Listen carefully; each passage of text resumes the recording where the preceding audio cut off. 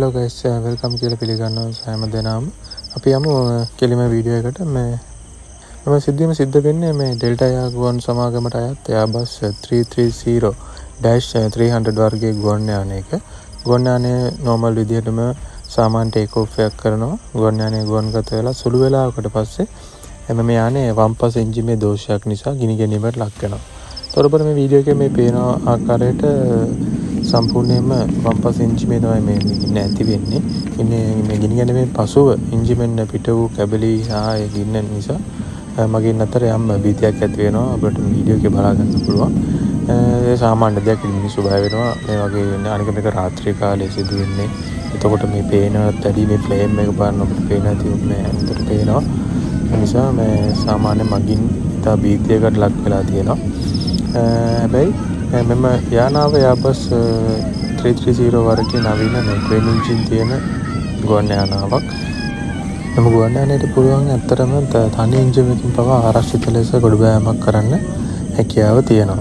මේදී අපිට වාර්තා වෙනවා ගුවන් යානය අඩි 4500ක පමණ උසකට ක්ලයිම් කරලා ඉවරලා නැවත නිරුපද්දිතව ගුවන් තොටුපළ වෙත ලෑන්ඩ් කරලා තියෙනවා කියලා. මේකට විනාඩි 10ක පමණ කෙටි කාලයක් තමයි ගත වෙන්නේ.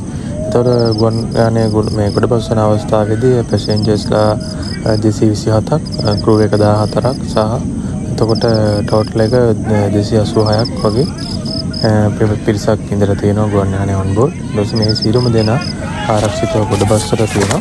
ඒතර අපි මෙහිදී මේ කතා කරන්න ඕනේ සැලකිලිමත් වෙන කාරණේ තමයි මේ බිමෙන්දී පෙන්වලා දෙන්නේ ගුවන් නියමුවන්ගේ පුහුණුව සහ මේ ගුවන් යානයේ තියෙන සේෆ්ටි සිස්ටම් එක කොච්චර වැදගත්ද කියන එක.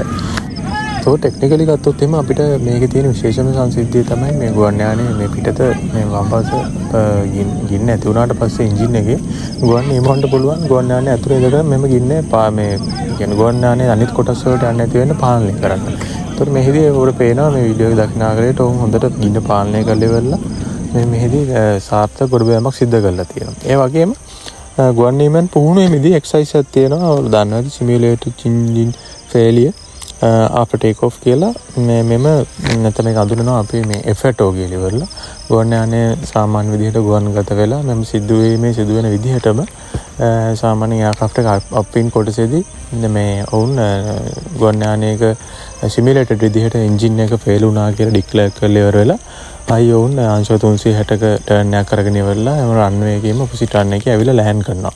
එතකොට මෙම සිදුවේ මෙම එක්සර්සයිස් එක වුන් අනිවාර්යයෙන්ම ගුවන් නියමුවක් පුහුණු වීමදී සිද්ධ කරනවා.